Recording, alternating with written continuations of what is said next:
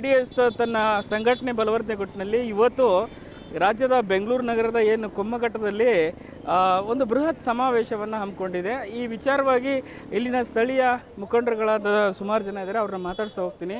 Sir, ಇವತ್ತು ಕುಮಾರಸ್ವಾಮಿ ಅವರ ನೇತೃತ್ವದಲ್ಲಿ JDS ಪಕ್ಷ ಸಂಘಟನೆ ಆಗ್ತಾ ಇದೆ. ಇವತ್ತು ಕೂಡ ಏನು ಕರ್ನಾಟಕದ ಅಂದರೆ ಬೆಂಗಳೂರಿನ 28 ಕ್ಷೇತ್ರದ ಕಾರ್ಯಕರ್ತರ ಸಮಾವೇಶ ನಡೀತಾ ಇದೆ.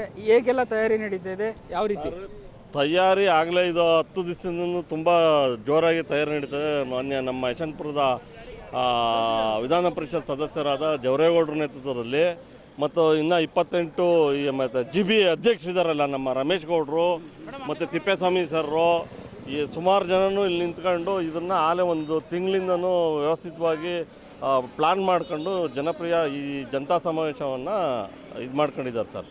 ಸರ್, ಯಾಕೆ ಈ ಸಂಘಟನೆ ಮಾಡೋದ ಉದ್ದೇಶ ಏನು? ಅಂದರೆ ಮುಂದಿನ ಎಲೆಕ್ಷನ್ ತಯಾರಿನ GB ಎಲೆಕ್ಷನ್ ಹತ್ತಿರದಲ್ಲಿ ಇದೆ ಅಂತ, ಆಮೇಲೆ ಪಕ್ಷ ಸಂಘಟನೆ ವಿಚಾರ ಮತ್ತು ನಮ್ಮ ಪಕ್ಷದ 25ನೇ ವರ್ಷದ ಬೆಳ್ಳಿ ಹಬ್ಬದ ಸಂಭ್ರಮ ಅಂತ ಮಾಡ್ತಾ ಇರೋದು ಇದು. ಅದಾದಮೇಲೆ ನೆಕ್ಸ್ಟು GB ಚುನಾವಣೆ ಅಂತ. ಈಗ ನಮ್ಮದು ಫಸ್ಟು ಬೆಳ್ಳಿ ಹಬ್ಬ, ನಮ್ಮ ಪಕ್ಷದ 25ನೇ ವರ್ಷದ ಬೆಳ್ಳಿ ಹಬ್ಬ. ಒಂದು ಪ್ರಾದೇಶಿಕ ಪಕ್ಷವಾಗಿ 25 ವರ್ಷ ಸಕ್ಸಸ್ಫುಲ್ಲಾಗಿ 2 ಬಾರಿ ಕುಮಾರಣ್ಣವ್ರು ಮುಖ್ಯಮಂತ್ರಿ ಆಗಿರೋಂಥದ್ದು, 1 ಬಾರಿ ಕೇಂದ್ರ ಸಚಿವರಂತ ಆಗಿರೋಂಥದ್ದು. ಆ ಬೆಳ್ಳಿ ಹಬ್ಬದ ಸಂಭ್ರಮದ ಪ್ರಕಾರ ನಾವು ಜನತಾ ಸಮಾವೇಶ ಅಂತ ಮಾಡ್ತಾ ಇರೋದು ಇದು. GB ಚುನಾವಣೆನೂ ಒಂದು ಮುಂದಿನ ದಿಕ್ಸೂಚಿ ಇರ್ಬೋದು. ಅದೆಲ್ಲ ನಮ್ಮ ನಾಯಕರುಗಳಿಗೆ ಬಿಟ್ಟಂಥ ವಿಚಾರ. ಮತ್ತು ಇದೆಲ್ಲ ಒಂದು ಒಳ್ಳೆ ಸಮಾವೇಶ ಮತ್ತು ತುಂಬ ಅದ್ಧೂರಿಯಾಗಿ ನಡೀತಾ ಇದೆ. 1.5 ಲಕ್ಷ ಜನ ಸೇರ್ತಾ ಇದ್ದಾರೆ. ಇವತ್ತು ಮನೆ ಅಪ್ಪಾಜಿಯವರು HD ದೇವೇಗೌಡಜಿಯವರು ಬರ್ತಾರೆ, ಕುಮಾರಣ್ಣವರು ಇದ್ದಾರೆ, ನಿಖಿಲ್ ಕುಮಾರಸ್ವಾಮಿ ಅವರು ಮತ್ತು ಹಲವು ಪ್ರಮುಖ ಮುಖಂಡರುಗಳು, ನಮ್ಮ ಪಕ್ಷದ ಪ್ರಮುಖ ಮುಖಂಡರುಗಳು ಇವತ್ತು ಸಮಾರಂಭದಲ್ಲಿ ಭಾಗವಹಿಸ್ತಾರೆ.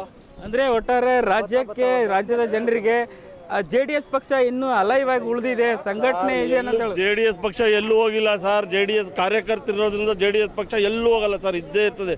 ಇದನ್ನ 50ನೇ ವರ್ಷದ ಸಂಭ್ರಮವನ್ನು ನೀವೆಲ್ಲ ನೋಡ್ತೀರಾ ಸರ್. ಮುಂದಿನ ದಿನಗಳಲ್ಲಿ 50 ವರ್ಷನೂ ನಡೆಯುತ್ತದೆ, 100 ವರ್ಷವರೆಗೂ ಹೋಯ್ತದೆ ಇದು. JDS ಎಲ್ಲೂ ಹೋಗಲ್ಲ. ನಿಖಿಲ್ ಕುಮಾರಸ್ವಾಮಿಯವರು ಭದ್ರವಾಗಿ ರಾಜ್ಯಾದ್ಯಂತ ಸಂಘಟನೆ ಮಾಡ್ತಾ ಇದ್ದಾರೆ. ಅವ್ರ ಬಗ್ಗೆ ಅಪಾರವಾದ ಜನಬೆಂಬಲ ವ್ಯಕ್ತ ಆಗ್ತಾಯಿದೆ. ಇತ್ತೀಚಿನ ದಿನಗಳಲ್ಲಿ ಕುಮಾರಣ್ಣವರನ್ನು ಇವತ್ತು ಬಡವರು ಬಗ್ಗರು ಏನು ಅಂತ ಹೇಳಿ ಅವರು ಮುಖ್ಯಮಂತ್ರಿಯಾಗಿ ಸಾಧನೆ ಮಾಡಿದಂಥ ಹಲವಾರು ವಿಷಯಗಳು.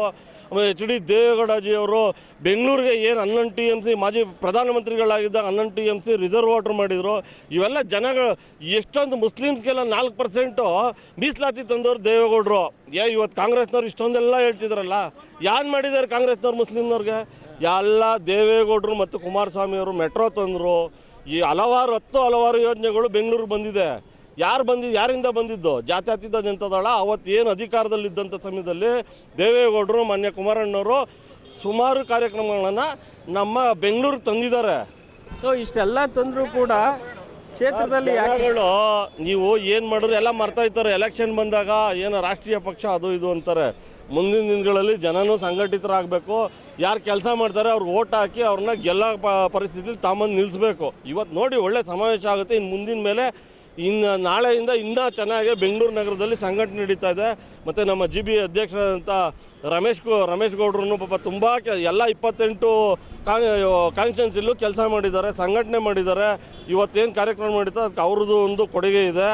ಮತ್ತು ನಮ್ಮ ಇದರಲ್ಲಿ ಜವರೇಗೌಡರು ಇಲ್ಲಿ ಇದೆ. ಇಡೀ ಬೆಂಗಳೂರಲ್ಲಿ 1,57,000 ಚಿಲ್ಲರೆ ಓಟು ಮೊನ್ನೆ 2023ರಲ್ಲಿ ತಗೊಂಡಿರೋದವರು. ಯಾವುದೇ ಒಂದು ನೀವು ಬೇರೆ ಕಡೆ ಹೋದರೆ 3 MLA ಗೆಲ್ಬೋದು, ಆ ಥರ ಓಟ್ ತಗೊತಾ ಇದ್ದಾರೆ. ಇಲ್ಲಿ ಓಟು ಎಲ್ಲೂ ಮೈನಸ್ ಆಗಿಲ್ಲ. ಜಾತ್ಯತೀತ ಜನತಾದಳಕ್ಕೆ ಪ್ಲಸ್ ಆಗ್ತಾ ಇದೆ. ಸಂಘಟನೆ ಇನ್ನೂ ಬಹು ಜೋರಾಗಿ ನಡೆಯುತ್ತೆ. ಮುಂದಿನ ದಿನಗಳಲ್ಲಿ ನಿಮಗೆ ಗೊತ್ತಾಗುತ್ತೆ ಏನಾಗುತ್ತೆ ಅಂತ. ಸಮಾವೇಶನೂ ತುಂಬ ಚೆನ್ನಾಗಿ ಇವತ್ತು ಸಕ್ಸಸ್ ಆಗ್ತದೆ ಸರ್. ಹರೀಶ್ ಕುಮಾರ್ ಅಂತ, ನಾವು ಉಳ್ಳಾಳ್ವಾಡ್ನ GB ಅಭ್ಯರ್ಥಿ.